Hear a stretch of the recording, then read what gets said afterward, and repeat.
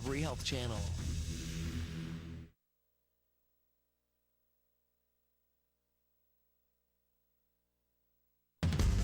Impact. How much can the human body take? A Little League player takes a ball to the head, shattering his skull. In an instant, your life can be shattered. Without warning, your body broken, your future left hanging by a thread.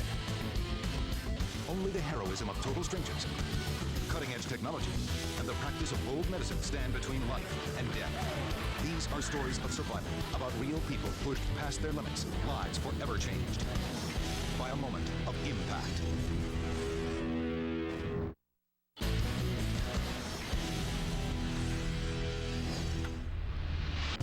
At a city league practice, a baseball hits Preston Piper in the head. The impact shatters his skull and almost kills him. April 14th, 1999. A cold spring day in Idaho Falls. All right, let's go, guys. Baseball was the favorite sport of 15-year-old Preston Piper. The high school freshman was trying out for third base. He threw several balls to Brian Simmons on second. Soon, Preston moved to the sidelines to give another player a turn. So what's up, man? You ready for the game tomorrow? Brian reared back and threw to the new third baseman. Once I threw the ball, I knew I threw it really hard. Preston really wasn't looking. He was kind of looking off to the side. The third baseman went to catch it, and he missed it. Look out! The ball smacked into Preston's left temple. When it hit him, you could hear it kind of thud. He immediately grabbed his head and started to crouch over. Assistant coach Bob Whithelm rushed to help. What happened, guys? What happened? He said it hurt up here on the top of his head, and his hands were covering his eyes. So I felt his head, and nothing felt unusual. You know, there was no soft spots, no swelling. It's not unusual for kids to get hit with a baseball. It happens all the time. It's part of the game. All right. Think you can get up? So we took him off by third base and moved him out of the way. Okay. Yeah. You all right? Guys, go ahead and practice. I'll be right back.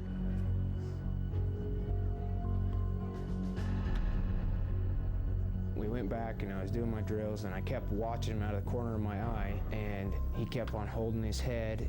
I thought, man, he must be really hurting. So I go over there and I asked him, Preston, you all right? And he kind of replied, yeah, I think I'm okay. And so I go back and we keep practicing. 20 minutes later, Preston still wasn't back on the field.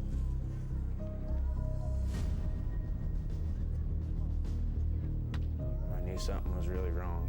I thought for sure he would have kind of shook it off and been, you know, back in doing the drills with us. When Preston dropped to his knees in pain, everyone was concerned. Coach Whithelm said he would take Preston home. On the way to the car, Preston suddenly felt nauseated. That's when the coach decided he should drive him straight to the hospital. Well, on the way there, I noticed that he went from sitting in the seat to curling more into the fetal position. So I really got worried about him. Come on, wake up, Preston. Don't go to sleep. At Eastern Idaho Regional Medical Center, Preston was examined by emergency physician Jeff Keller. What happened to you? When I first saw him, Preston couldn't remember what had happened to him, and he complained of a headache, but in most other respects, he interacted with me normally, answered questions normally. My initial diagnosis was that he had a concussion, but I didn't think that he had a serious injury. Just to be sure, Dr. Keller ordered a CT scan. He returned from the CAT scan very quickly, and he had deteriorated dramatically. He was no longer able to carry on a conversation with me. He was no longer able to answer questions. He was no longer able to follow commands. He was going downhill fast. Can you touch my finger? The results of the CT scan were devastating. It seemed unlikely, but the hand-thrown ball had caused terrible damage. When the baseball hit Preston's temple, it actually fractured his skull. The sharp broken bone severed an artery and caused bleeding on the surface of his brain. The blood was quickly accumulating and forming a dangerous clot. which was steadily increasing pressure on the brain. Once I saw the x-ray, I knew that he had a horrendous brain injury and that unless he got to surgery quickly, he would die. Preston was immediately prepped for emergency brain surgery. His parents got to the hospital just in time to see him wheeled to the operating room. We were told that he may not come out of the surgery. It's that serious. I can't explain how much you just want to say I love you one more time to him. Preston's life was now in the hands of neurosurgeon Brent Greenwald.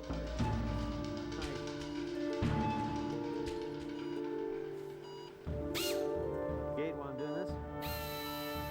I drilled 2 holes in the bone. Once I opened the bone, the blood was immediately apparent. Suction. Irrigate while I'm suctioning. Dr. Greenwald removed the clot as quickly and carefully as possible. It was just in time. Within a matter of minutes, Preston would have died. Dr. Greenwald cauterized the severed artery and began to repair the fractured skull. That's when he noticed something very unusual. I found that the rest of the bone was quite brittle and very thin. Preston's bone should have been a lot thicker in the area that was injured. He had the brittle bones of a 90-year-old. Dr. Greenwald was perplexed. See how thin that bone is? Then, even more puzzling news. The results of Preston's routine blood work had come back and showed abnormally high levels of a protein, creatinine, in his blood. This just didn't make sense. It was extremely rare for a young man to have blood levels with the BUN and creatinine so elevated.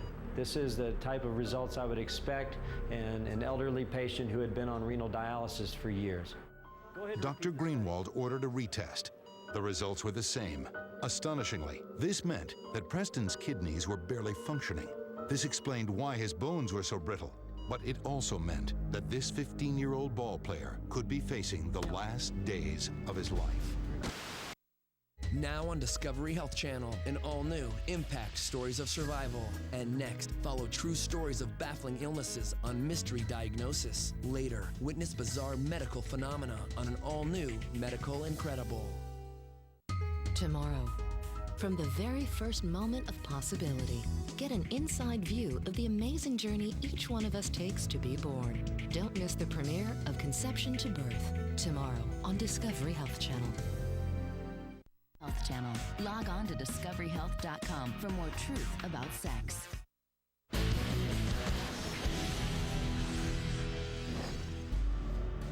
At a baseball practice, a ball hit Preston Piper in the head.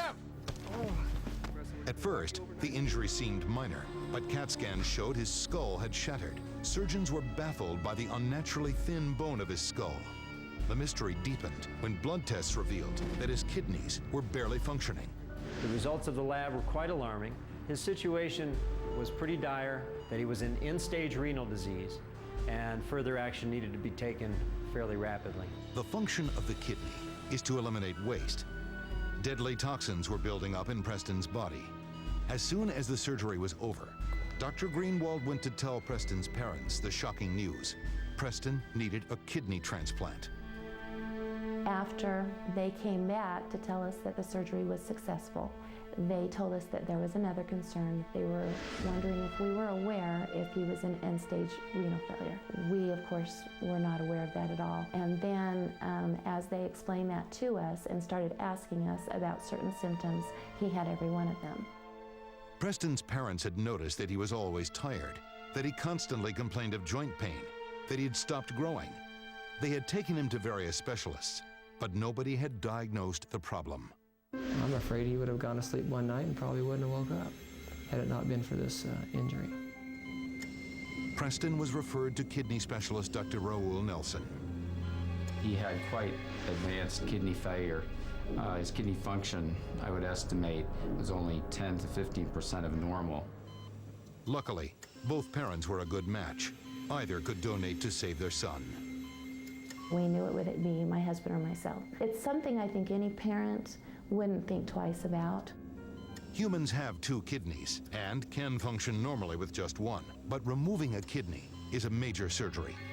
Since Darla had 5 other children to care for, They decided Lon would be the kidney donor. Preston needed 4 months to fully recover before the transplant could take place. Preston and his father were both prepped for the carefully orchestrated procedure that would transfer one of Lon's healthy kidneys into his son's ailing body. You know, usually when your children go through something, you have your husband to lean on. But when they were both gone, it was a very alone feeling. It took 1 hour to remove Lon's right kidney. The organ was quickly rushed down the hall to Preston. Another hour later, Preston had a new kidney. Preston received the kidney very well. There were no signs of early rejection.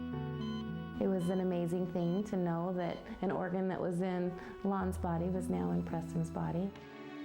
6 months after his life-altering accident, Preston was finally ready to start living a normal life again. There were so many times that the doctors thought I wasn't going to make it, or just everything wasn't looking the best. And for some reason, I pulled through. The baseball accident that almost killed Preston became the reason he was still alive. I can specifically remember people shouting, "Duck," and I turned my head, and as I turned my head, I was struck by the baseball. And it felt just very painful, like someone just took a hammer and just pounded me in the head. I sort of doubled over because the pain was so excruciating. I started holding my head, and I could hear blood rushing. I felt like I was bleeding. I put my hand up to my head, expecting that I was going to see blood, but when I looked down, there was no blood at all. It turned out that what Preston had felt was the bleeding inside his brain. The first thing I remember after awaking from the surgery is seeing my parents right in front of me. They eventually worked their way in to tell me that I was going to need a kidney transplant. Preston must now take 35 pills every day to keep his kidney functioning normally. But in all other respects, he's a normal 21-year-old. He's grown physically, and the whole family has grown emotionally. To know that a part of me can be taken, like my kidney, and help preserve someone's life is a wonderful feeling. He's taught us also how fragile life is and how important family is, how important your children are, what a gift they are. For Preston, the gift is having a father like his. Through him giving me life again, giving me a kidney, I really feel that we had such amazing growth, that we had this bond that's just unbreakable. There's no way that anybody could take that away from us. Next, a tobacco store manager's life is suddenly on the line when she is senselessly attacked. Like all traumatic accidents, Mona's impact turned her life upside down. In many cases, these near disasters set in motion a monumental chain of events. Tragedy averted by heroic rescues, the will to live nurtured by medical professionals, and doctors combining science and insight to send these people back to happy, healthy lives. Lives nearly lost in a moment of impact. Next,